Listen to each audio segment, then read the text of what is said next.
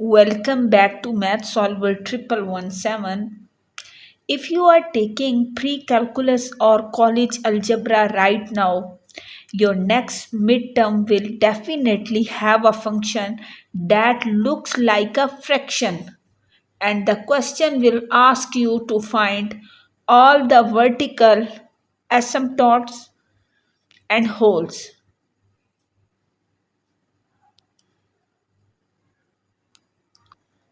You have f of x equals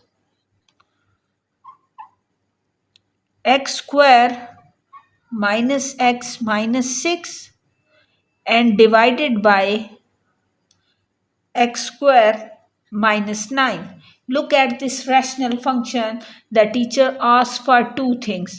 What are the holes and where are the vertical asymptotes? So if you look strictly at the denominator, which is x squared minus 9, you might assume x equals 3 and x equals negative 3 are both asymptotes, but they are not. One of them is a vertical asymptote and the other is a hidden hole. Let's find out which is which.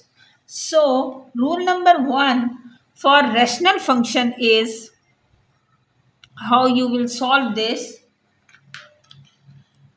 Never do anything until you factor everything completely. So don't try to guess. Let's draw a new function bar and factor both the numerator and the top of the denominator at the bottom. So how we will solve this? First of all, we will factorize this.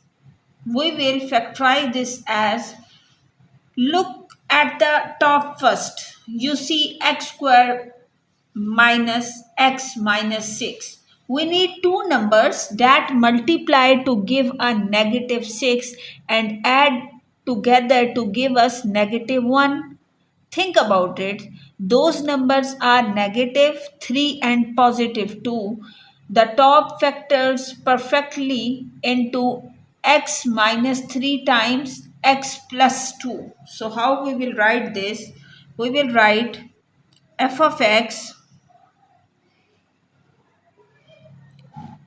that will equals x squared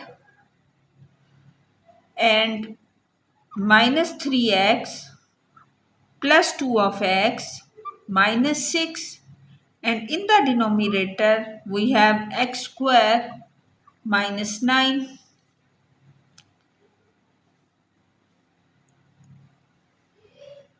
Then we will take x as common from this, and this 9 is the square of 3.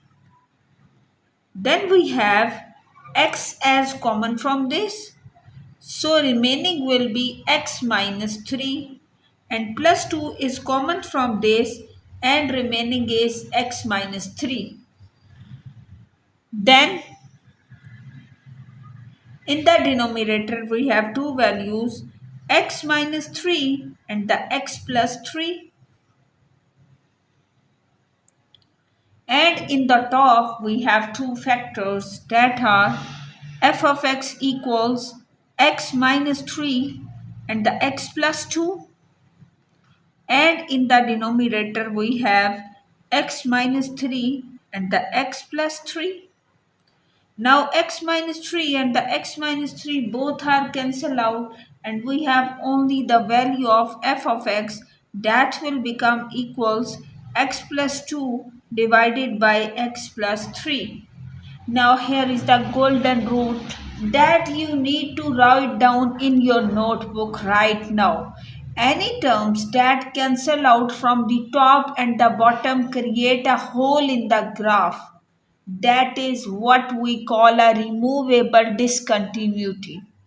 Any term that is left over only in the bottom of the fraction create a vertical asymptote. And we will find a vertical asymptote first. Look at the simplified bottom. What is left over? X plus 3. To find the exact location of vertical asymptote, we take the leftover piece and set it equal to 0 and solve for x. So how we will solve this? We will write x plus 3 equals 0, which gives us x equals minus 3. So at x equals negative 3, the graph shoots up to infinity or down to negative infinity. It is a brick wall that the graph can never cross. That is a vertical asymptote. So we will write this is vertical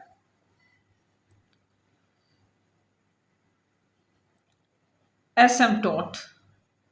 And what about whole? The term that cancel out was x minus 3. Let's take the cancel term, set it to equal 0,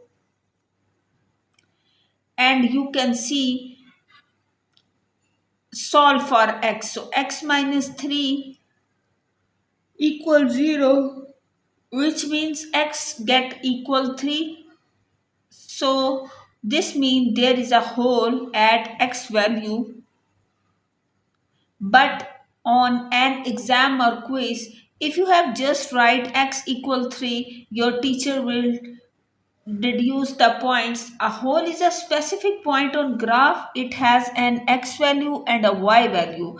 We must find out the full coordinate of xy plane. So for this purpose, we will solve this as in the more simplified form. Let this equals y. So how we will solve this? We will write this as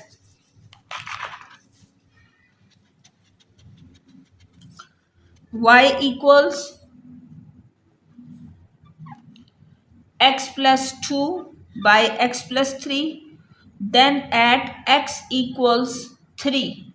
So y equals 3 plus 2 plus 3 plus 3, that means 5 by 6. Now 5 by 6, we have to write the location of whole by order pair form. Location of whole is the in order pair form, so the value of x is 3 and the value of y is 5 by 6. Let's summarize. For this fraction, we have a vertical asymptote at x equals negative 3 and we have a removable hole at the point that 3 commas 5 by 6. If you follow the exact order every single time, factor first, cancel out the holes, use the leftover for asymptotes, you will never lose a single point at this topic. If this video helped you and clear your math doubts, make sure to hit like. I will see you guys in the next problem. Best of luck for your exam. Keep learning, keep growing. Stay tuned.